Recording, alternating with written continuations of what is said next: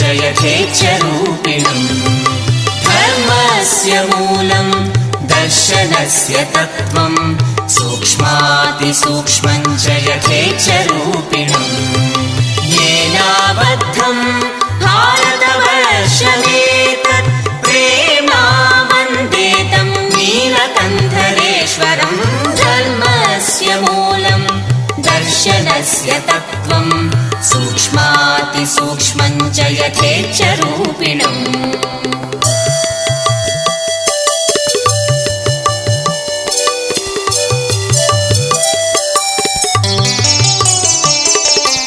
अद्यैव द्रष्टुं भवतो रथोत्सवं समागतास्ते सर्व एव भारताः अद्यैव द्रष्टुं भवतो रथोत्सवं समागतास्ते सर्व एव भारताः न तत्र जातिवर्णधर्मभावना न कोऽपि उच्चः नीच एव धारणा न तत्र जातिवर्णधर्मभावना न कोऽपि उच्चः नीच एव धारणा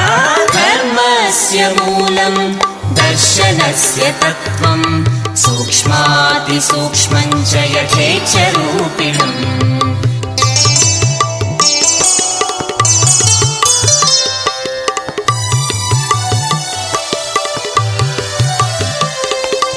अपाणिपादो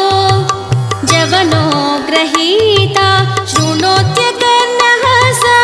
आघ्रात्य नासः अपाणिपादो जवनो गृहीता शृणोत्यकर्णः स आघ्रात्य नासः पश्यति विश्वं सचराचरं यः प्रेमावन्दितं नीलकण्ठरेश्वरम् पश्यति विश्वं सचराचरं यः प्रेमावन्दितं नीलकण्ठरेश्वरं धर्मस्य मूलं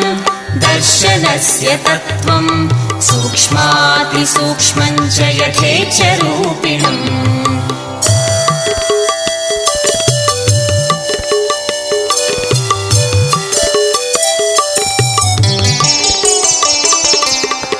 चिन्मात्रमूर्ते दिक्कालातीत हरे हरास्मदीयं दुरितं च दुर्वहं चिन्मात्रमूर्ते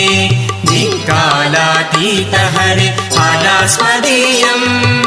दुरितं च दुर्वहं चूर्णय गर्वं च विनाशया स्मितां त्वामाश्रिता सर्वे शरणागता वयं चूर्णय गर्वं च विनाशया स्मितां त्वामाश्रिता सर्वे शरणागता वयं धर्मस्य मूलं दर्शनस्य तत्त्वं सूक्ष्मातिसूक्ष्मं च यथेच्छरूपिणम्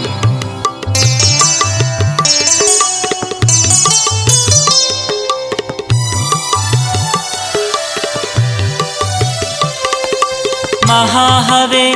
भारत भारभूताः वह्नौ पतंगा इव यत्र क्षत्रियाः महाहवे भारत भारभूताः वह्नौ पतंगा इव यत्र क्षत्रियाः तत्र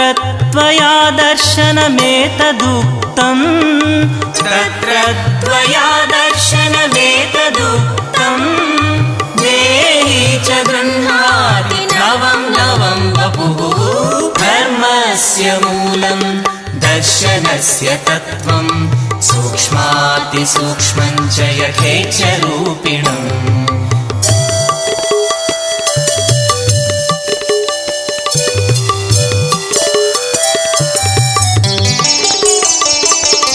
यथा परित्यज्य वासांसि जीर्णानि अन्यानि गृह्णाति नरोपराणि यथा परित्यज्य वासांसि जीर्णानि अन्यानि गृह्णाति नरोपराणि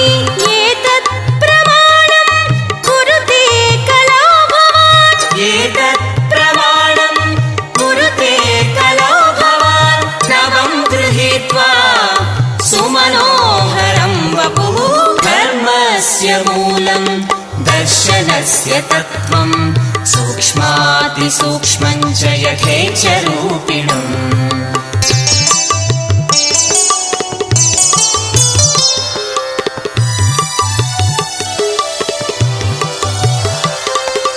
रथस्त्वदीयो जगन्मङ्गलं विभो ध्वजा त्वदीया पतितस्य पावनी रथस्त्वदीयो जगन्मङ्गलं विभो ध्वजा त्वदीया पतितस्य पावनी जय जगन्नाथ